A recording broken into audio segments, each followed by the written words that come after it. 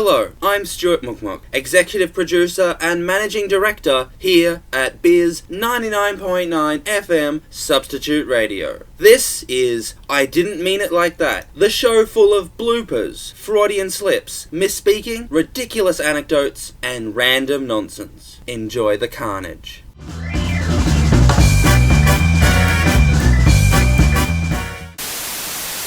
Clickbait. When you first eat it, it's really sweet and delicious, but then after a couple of seconds, all the sweetness goes and all you've got left is a really sour and offensive flavour, and then the aftertaste stays with you for a long time. And so in that way, clickbait is like a turd wrapped in layers of sugar, and it's just as healthy for you. Bill, Gary, Marcus.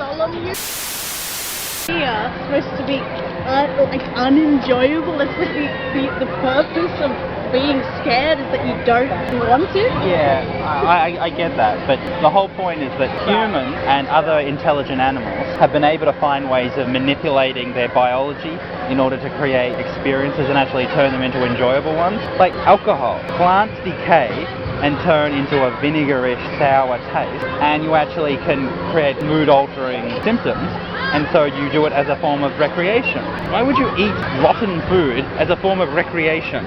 That's a good point, but it's different. What about sex? That's only supposed to be for procreative purposes, but by manipulating the way our bodies work, it can be a source of enjoyment. Yeah, but that's not the same. I think it is the same. It's that, like, our bodies are designed in a certain way to produce certain emotions, and we can actually take advantage of them to create recreational activities. Why would being scared be enjoyable at all? It's supposed to be a negative emotion to stop you from doing dangerous things. So like that to me would say there's like something wrong with me because it's not working the way it's supposed to work. Why would anyone tell stories? Why would there be movies and novels based on stories that never happened, which manipulate our emotions of sympathy so that we start... No. Is it? Yeah, because that's like a fantasy thing. Yeah, so our tool of empathy should only be used for caring about our fellow human beings, but we can manipulate this to care about non-existent people so that we can explore the emotion of sympathy and feel this person's story. That's a good point. It's a valid point you raised there, kind sir.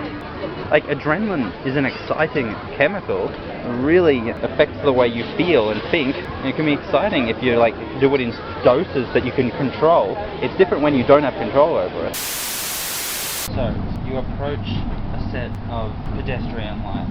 You press the button and you stand there waiting for the green light to flash so you can walk. And then someone else approaches the same lights.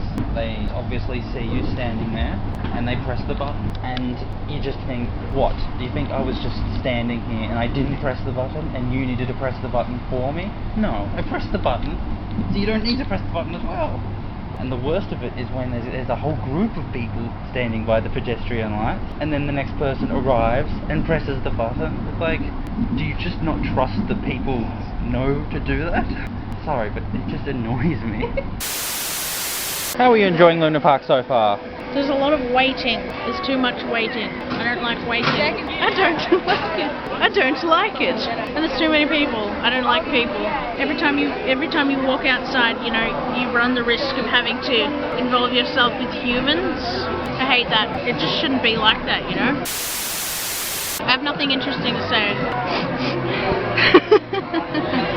There you go, there's some content. Do you think seagulls are just really impressed all the time? Because they're always like, caw!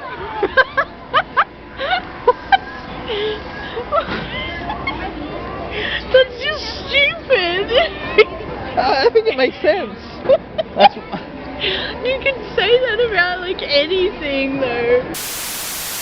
How are you enjoying your time at Luna Park? Yeah. It's good. Yeah. You're totally not being held here against your will. I was forced to go on basically a giant torture device that swings you up to ridiculous heights, and then you nearly throw up. So, it's been good. Please help me. I don't know what you said. Never mind. The joke is ruined now. I don't even would just say to you now? That's a really interesting observation you got there. It really reveals something about the seagull. But like, compared to your other observations, that one was the most random. It was like the most nonsensical, unimportant one. Got you excited? That's because I'm simple. I'm a simpleton. Lots of establishing shots. Nothing but establishing shots. Imagine if I was a movie director. It would be nothing but establishing shots and no actual face time with the actors. Yeah, those rotating things are really annoying because they were clearly designed by some sort of engineer who thought, how can I increase the efficiency of how the groceries are bagged? And a cycle system where you spin a wheel sounds, on paper, that sounds like the most efficient system you could think of. But then when you actually try to think of the practicalities of having the groceries... Yeah, because how do you take the bags full of groceries off the wheel and back into your shopping trolley so that you can actually wheel it out? The wheel actually becomes a hindrance to it rather than a benefit. And so this is a clear case of abstract thinking getting in the way of practical human activities. It just goes to show, don't trust engineers.